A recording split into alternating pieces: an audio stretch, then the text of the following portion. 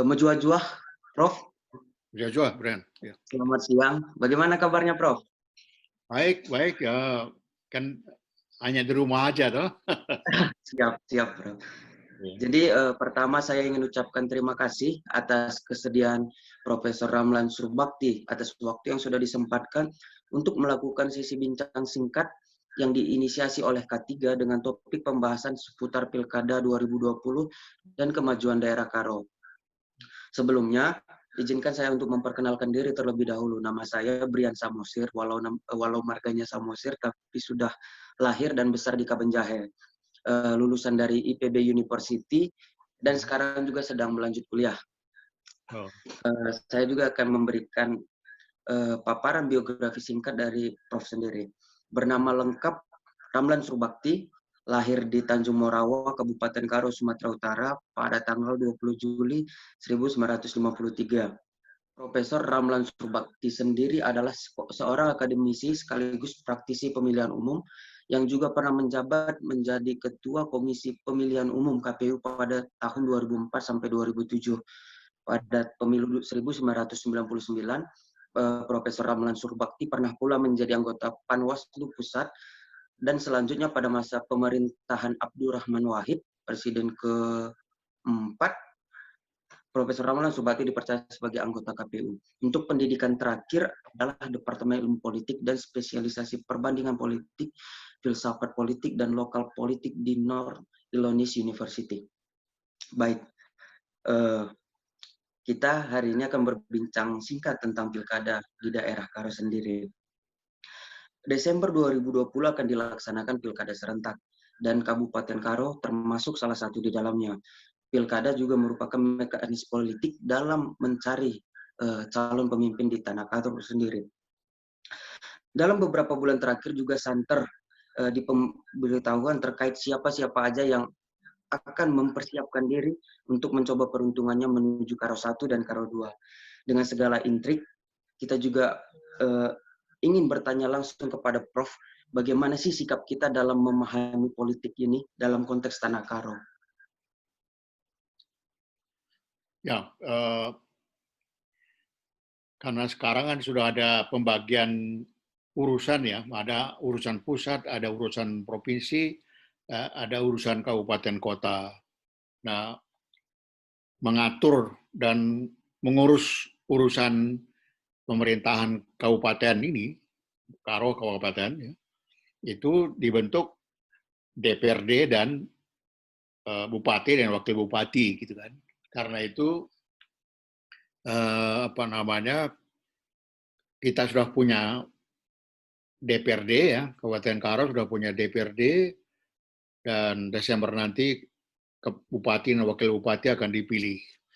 Jadi ini posisi penting ya. Jadi kepala daerah ini kewenangannya kan ada dua ya. Satu, bersama DPRD membuat anggaran pendapatan dan belanja daerah, dan membuat peraturan daerah gitu ya.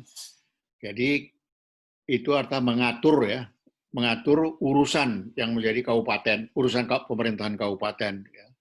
Tapi kepala daerah punya kewenangan lain, yaitu melaksanakan APBD tadi maupun Perda itu, ya. Melaksanakan kebijakan ya, peraturan daerah APBD yang sudah disepakati dengan DPRD itu bersama, tentu di bawah dengan mengarahkan, mengendalikan birokrasi daerah gitu ya. Jadi saya ingin mengatakan bahwa bupati dan wakil bupati ini penting ya nanti supaya bisa mengatur dan mengurus pemerintahan daerah bersama DPRD. Baik, Prof. Saya coba bertanya lagi, coba mengulik ke belakang antara pilkada dan pandemi. Menurut Profesor sendiri, sudah seharusnya apa atau sudah seargensi apa sih kita untuk melakukan pilkada dalam konteks Kabupaten Karo? Karena kita tahu bahwa Kabupaten Karo ini juga bukan daerah yang lepas dari pandemi ini sendiri. Apakah daerah kita secara khusus sudah cukup siap untuk persiapan pilkada di 2020 Desember nantinya?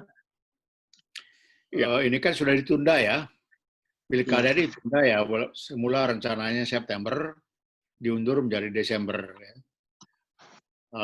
Saya sebenarnya dengan lewat jalur lain ya, terutama ke KPU, sebaiknya pilkada itu diselenggarakan tahun depan ya, 2021, karena waktu itu kan KPU menawarkan 3 alternatif ke presiden gitu kan, tetap September itu atau Desember atau Maret 2021 gitu. 2021. Nah itu mengusulkan supaya diadakan tahun depan ya. Iya, Kalau KPU Maret 2021, karena apa? Ini kan, tapi ini semua tergantung pada asumsi ya atau perkiraan mengenai kapan pandemi virus corona ini akan usai ya, bisa diatasi gitu. Nah, tapi kelihatannya seperti juga di tempat negara-negara lain, itu tahun ini juga belum akan selesai, belum tuntas gitu ya. Bahkan ada yang klaster kedua atau gelombang kedua, ketiga segala macam gitu ya. Jadi sehingga sekarang ada gagasan untuk mengembangkan new normal gitu ya, pola kebiasaan baru, bagaimana hidup kalau ditunggu pandemi virus corona tuntas itu ya mungkin setahun ini belum akan tuntas. Jadi benar. orang memilih agar bagaimana hidup apa namanya bersama virus pandemik ini dengan protokol kesehatan yang ketat gitu, sambil menjalankan tugas sehari-hari ya pemerintahan atau warga masyarakat gitu. Nah ini tapi ini juga tergantung pada sekali lagi sejauh mana satu masyarakat pemerintah maksudnya yang menangani ini dan tentu warga masyarakat ya apakah disiplin dalam protokol kesehatan atau tidak gitu ya, karena apapun upaya pemerintah itu kalau warga masyarakat sendiri tidak disiplin ya apa namanya penularan virus ini akan terus gitu. Jadi oleh karena itu saya melihat memang lebih tepat kalau itu tahun depan gitu. Tapi dalam keputusan presiden kemarin ya menunda pilkada ini dia mengatakan Desember ya.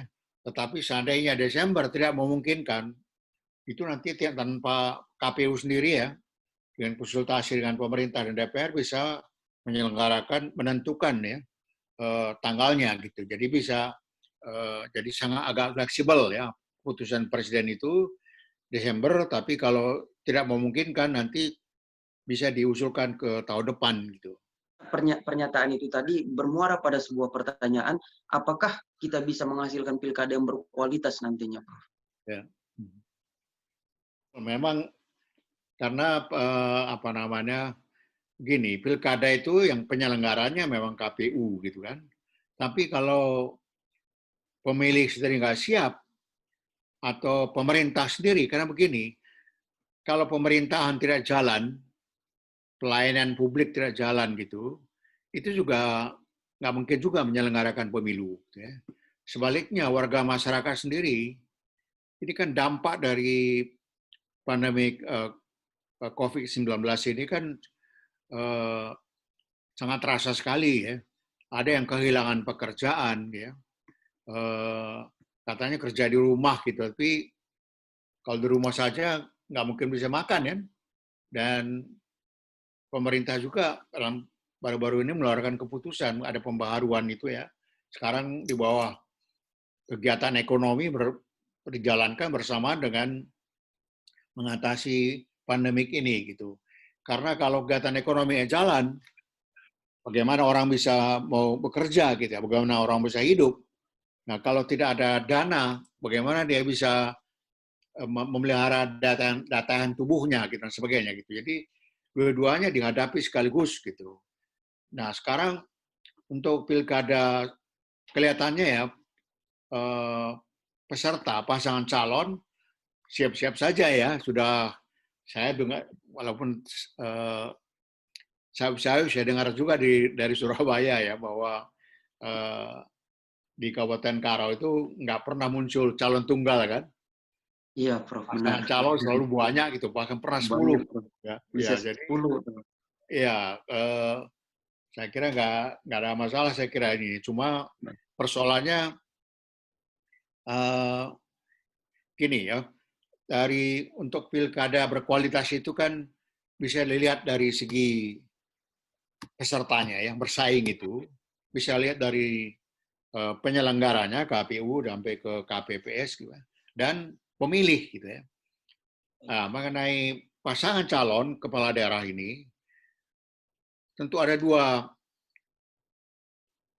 pertimbangan ya, apakah nanti pilkada berkualitas atau tidak.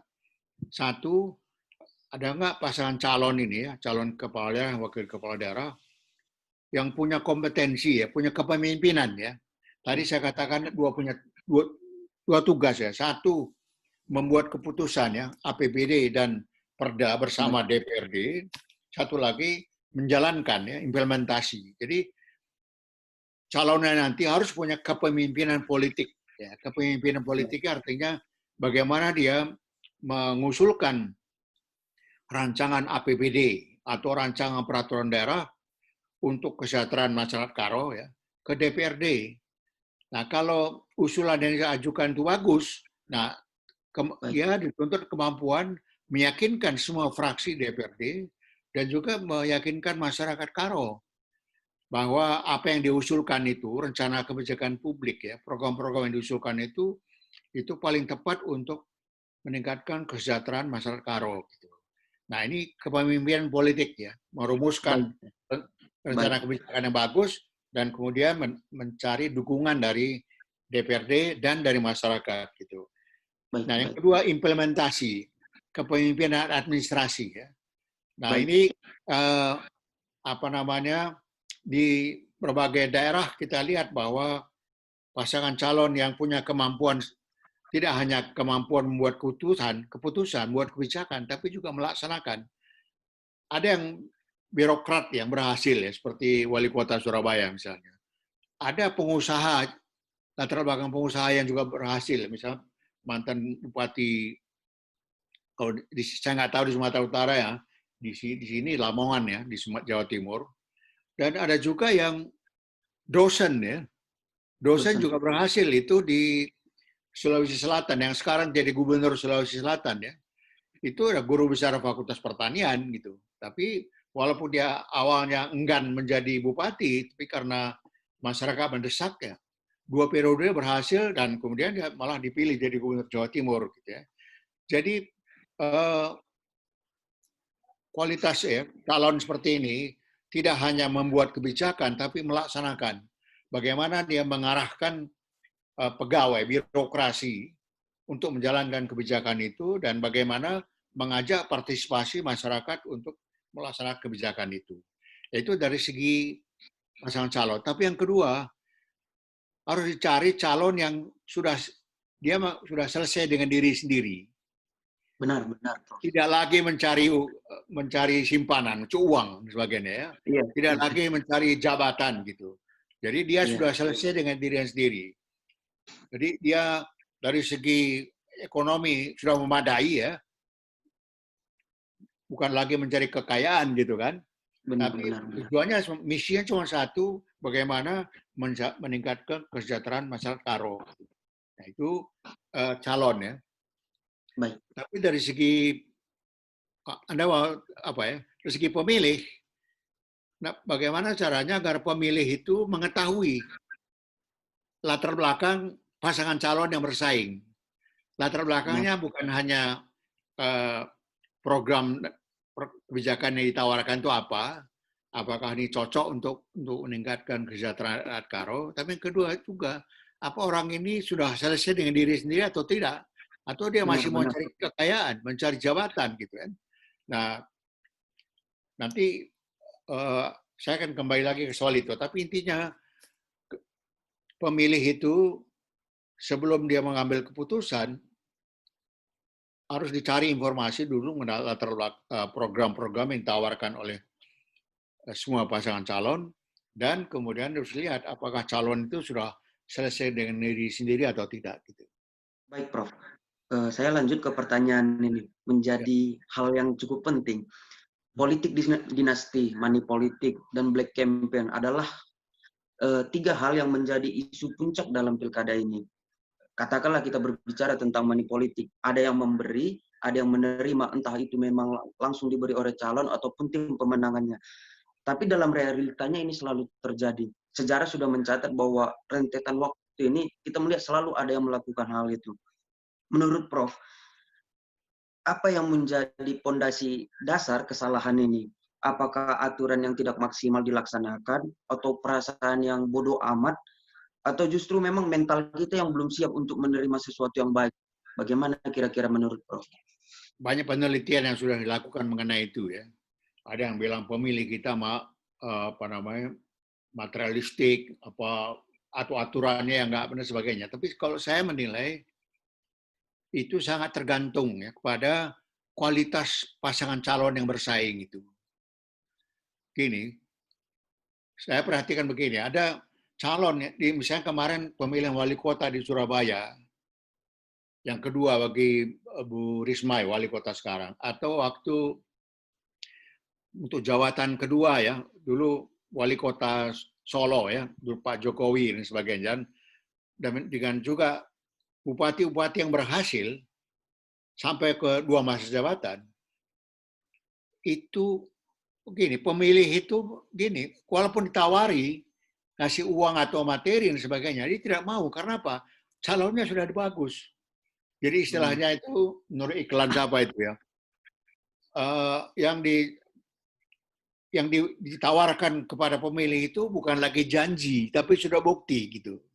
Iya, Nah, benar, Prof. jadi kalau ada pasangan calon bupati, wakil bupati Karo ini yang berkualitas ya, yang tadi saya sebut tadi punya program yang bagus untuk meningkatkan kesejahteraan masyarakat Karo, dan yang kedua yang bersangkutan dia sudah selesai dengan diri sendiri, itu kalau diketahui oleh pemilih, maka saya sebut tadi bagaimana caranya agar pemilih itu mengetahui ya, latar belakang pasangan calon bersaing.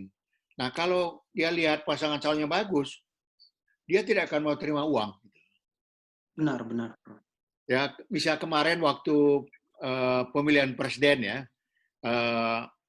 yang tahun 2014 sudah selesai pemilihan itu, waktu pas perhitungan suara dan sebagainya, saya pulang kampung ya, pulang kampung.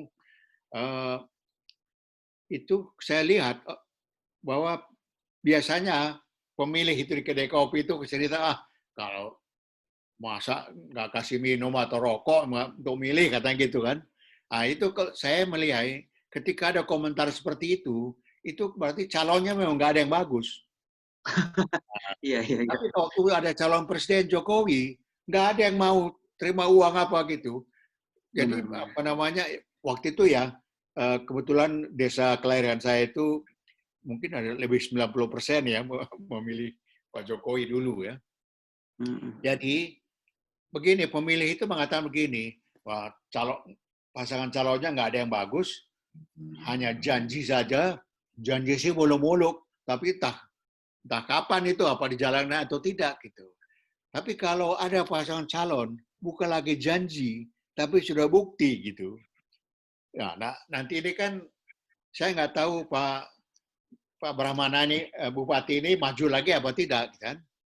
Nah, kalau dia maju lagi, incumbent maju, nah, pemilih akan bisa lihat apakah Pak Bupati ini selama jabatan kemarin itu apa namanya Bagus, punya bagus juga. prestasi atau tidak, meningkat kesejahteraan rakyat atau tidak. Apa dia sudah selesai dengan diri sendiri atau dia juga mencari kekayaan dan sebagainya. Jadi bisa dinilai. Nah, bagi pasangan calon yang mungkin pengusaha, mungkin juga birokrat ya, belum pernah ya jadi bupati, orang akan melihat prestasi dia dalam bidang apa. Misalnya, kalau birokrat, dia menjadi kepala dinas atau apa, itu apa yang dikerjakan yang masuk berhasil di sana gitu. Kalau Benar, benar. pengusaha, dia menjadi pengusaha karbitan atau memang pengusaha juga berhasil ya, bisa memberi kesempatan kerja gitu. Jadi nanti saya apa namanya soal kepemimpinan administrasi itu maupun kepemimpinan politik itu tidak hanya dilihat dari programnya bagus atau tidak, tapi dia punya pengalaman memimpin apa tidak. Gitu. Nah, nggak mungkin dalam bidang pemerintahan, tapi juga bidang lain. Gitu. Jadi saya lihat kata kunci untuk mengatasi money politik atau jual beli suara itu bagaimana mengupayakan agar pasangan calon itu bagus. Gitu. Kalau pasangan calonnya berkompetisi itu nggak ada yang bagus, ya pemilih akan mengatakan, ya kita akan datang milih, tapi harus ada ininya, harus ada uangnya gitu. Tapi kalau ada pasangan calon yang bagus dengan ukuran yang saya sebutkan tadi, dia tidak akan mau. Saya lanjut ke pertanyaannya, bagaimana sih peran masyarakat di sini, Prof, dalam menghadapi pilkada ini? Ya, tentu masyarakat di sini harus diperhatikan siapa masyarakat itu, gitu ya. Jadi saya terutama melihat itu mungkin LSM gitu ya, kelompok-kelompok masyarakat, organisasi-organisasi masyarakat, bisa pers gitu. Saya kira ini perannya sangat penting, yaitu yang saya sampaikan tadi, menyampaikan kepada masyarakat ini pendidikan politik, ya, agar masyarakat itu mengetahui pasangan calon itu. Jadi kecuali kalau dia memilih dari tim sukses pasangan calon ya, tentu saja nggak ada kecap nomor 2 kan, ya mesti pasangan calon didukung, dipuji-puji gitu. Tapi yang tidak kalah penting itu adalah LSM atau organisasi masyarakat yang netral dalam arti menerangkan plus minus dari setiap pasangan calon ya. Jadi pengalaman memimpinnya bagaimana, program yang ditawarkan apa, orang ini sudah selesai dengan diri sendiri atau belum dan sebagainya. Kan begini, kita pemilih ini kan tidak tahu siapa pasangan calon itu secara lengkap kan. Nah, teman-teman yang aktif di LSM atau organisasi masyarakat itu kan bisa mencari informasi itu disampaikan kepada masyarakat. Karena tentu nanti tiap pasangan calon juga berkampanye kan, menyampaikan pesan yang apa yang akan dilakukan dan siapa dia gitu kepada masyarakat. Tapi itu kan dari pasangan calon ya, dari kelompok masyarakat pemantau gitu perlu menyampaikan informasi yang lebih netral gitu ya kepada pemilih sehingga pemilih bisa mengambil keputusan. Jadi saya menyarankan agar organisasi-organisasi masyarakat itu ya 2 pilihan, satu bisa mendukung pasangan calon ya, tapi bisa yang kedua membantu pemilih agar mereka sebelum membuat keputusan memilih siapa dan sebagainya itu mengetahui alternatif pasangan calon itu. Baik, Prof. Sebagai penutup, saya ingin minta kepada Prof, apa advice yang ingin Prof sampaikan baik kepada calon pemimpin nantinya dan kepada masyarakat itu sendiri? Ya, pertama untuk pasangan calon itu, yang saya katakan tadi, Anda harus sadar bahwa tugasnya itu kan 2 tadi ya, membuat kebijakan ya, APBD dan Perda bersama DPRD. Nah, program-program apa yang akan disampaikan dalam APBD maupun Perda ke DPRD. Nah, yang juga penting ini diperhatikan ini adalah, saya nggak tahu yang DPRD Sumatera Utara yang banyak anggotanya yang ditangkap KPK itu kan. Benar, Prof. Jadi ya, ada kecenderungan DPRD sekarang gitu ya. Tiap kali mengesahkan APBD, dia minta uang ketok palu kepada kepala daerah. Iya. Ya itu yang sebagian ketangkap KPK kan, OTT itu kan. Nah, saya harap kepala daerah ini pikirkan program yang bagus untuk meningkatkan kesejahteraan masyarakat. Kemudian pikirkan upaya kalau nanti Anda terpilih, supaya Anda terpilih, sampaikan pesan Anda kepada pemilih dengan benar gitu ya. Bukan dengan bagi-bagi uang atau sembako dan sebagainya gitu. Baik, Prof. Baik. Ya. Jadi satu, yang kedua, kalau nanti kalau nanti dia terpilih, jangan lupa bahwa kepala daerah itu punya kewenangan yang cukup seimbang dengan DPRD. Maksud saya begini, karena bisa jadi DPRD itu, kepala daerah nanti ketika mengajukan APBD tiap tahun itu kan harus ada prioritas, ya. Iya, Nah, itu benar. sampaikan ke DPRD. Tapi kalau saya nggak tahu sekarang komposisi DPRD Kabupaten Karo, ya, apa ada partai yang mencapai 20% kursi DPRD atau tidak dan sebagainya, ya. Nah, kalau di DPRD juga banyak fraksi, banyak partai, akhirnya tiap fraksi punya prioritas sendiri gitu. Akhirnya Benar. kebijakan itu nggak fokus, nggak ada prioritas. Karena semua hal jadi prioritas, namanya bukan prioritas lagi kan. Iya, Jadi, benar. padahal APBD Karo itu kan tidak terlalu besar, ya. Jadi, untuk supaya kelihatan hasilnya, memang harus ada prioritas, gitu. Nah, Benar. kalau Untuk masyarakat.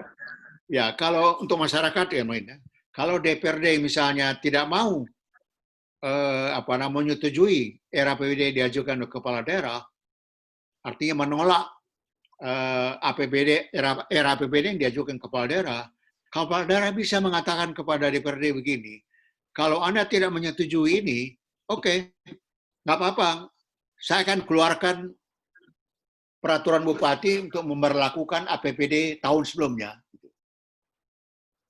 Ini yang pernah dilakukan di Aceh Ya. oleh PLT gubernur, ya. Karena waktu itu anggota DPRD-nya minta 2 miliar satu orang gitu. Kepala daerah PLT gubernur mengatakan oke, tapi semua harus jabarkan dalam bentuk belanja modal gitu. Nah, anggota DPRD-nya nggak mau karena mereka maunya itu mau kasih beli perlengkapan apa gitu pada pemilih. Istilahnya mau beli pemilih gitu. Tapi PLT gubernur nggak mau. Kalau Anda tidak mau, oke, akan saya keluarkan peraturan gubernur memberlakukan APBD tahun sebelumnya. Gitu. Akhirnya DPRD mau, gitu ya. Benar. Ya menyetujui juga akhir usulan itu, gitu ya. Nah, jadi kepala daerah itu punya kewenangan setara dengan DPRD. Jadi kalau dia merasa program yang dia buat itu bagus untuk meningkatkan kesejahteraan masyarakat Karo, ya dia bisa ngotot. Gitu. Karena dia punya kewenangan. Gitu. Nah, itu satu. Tapi intinya tadi pasangan calon itu siapkan programnya, kenalkan diri Anda gitu dan sampaikan informasi itu kepada setiap pemilih gitu. Jangan pakai uang atau pakai sembako gitu ya. Nah, kemudian kepada pemilih, itu saran saya tadi, agar sebelum membuat keputusan mengenai siapa yang mau dipilih, itu kenali dulu pasangan calon itu. Programnya apa, baik apa tidak program itu untuk Anda maupun masyarakat Karo gitu. Dan kemudian apakah calon ini sudah selesai dengan diri sendiri atau dia masih mau mencari kekayaan dan sebagainya. Gitu ya. Nah, ada satu poin lagi, Brian, mengenai tadi kita belum singgung mengenai penyelenggara ya. Nah, ini kan dalam situasi pandemik ini, saya memang dengar sudah dari KPU bahwa petugas KPPS nanti, kelompok penyelenggara pemungutan suara itu dilengkapi ya dengan APD namanya ya, alat untuk bahkan mereka juga pakai sarung tangan segala macam gitu. Ingin kata lain, pesan saya agar ketua dan anggota KPPS itu aman, dia merasa aman menjalankan tugasnya, tapi juga aman bagi pemilih. Pemilih yang datang itu, wah ini gimana petugasnya itu sama sekali nggak memperhatikan soal disiplin protokol kesehatan gitu. Jadi saya harap petugas KPPS sudah disiapkan oleh KPU ya, dan sehingga dia merasa aman bekerja, tapi juga pemilih merasa aman datang menggunakan hak pilihnya, dan mudah-mudahan alat kelengkapan itu lengkap ya, tepat waktu tiba di tiap desa kelurahan sehingga pemungutan penghitungan suara nanti bisa berlangsung dengan aman, tertib ya. Itu bagi pemilih, bagi penyelenggara. Ya. Baik, terima kasih banyak Prof. Mungkin kita akhiri di sini. Semoga apa yang kita diskusikan ini, yang secara singkat kita sampaikan ini, bisa bermanfaat secara khusus untuk Kabupaten Karo sendiri, tanah kelahiran kita. Mungkin begitu saja dari saya, Prof. Kegiatan ini kita tutup. Terima kasih banyak, Prof.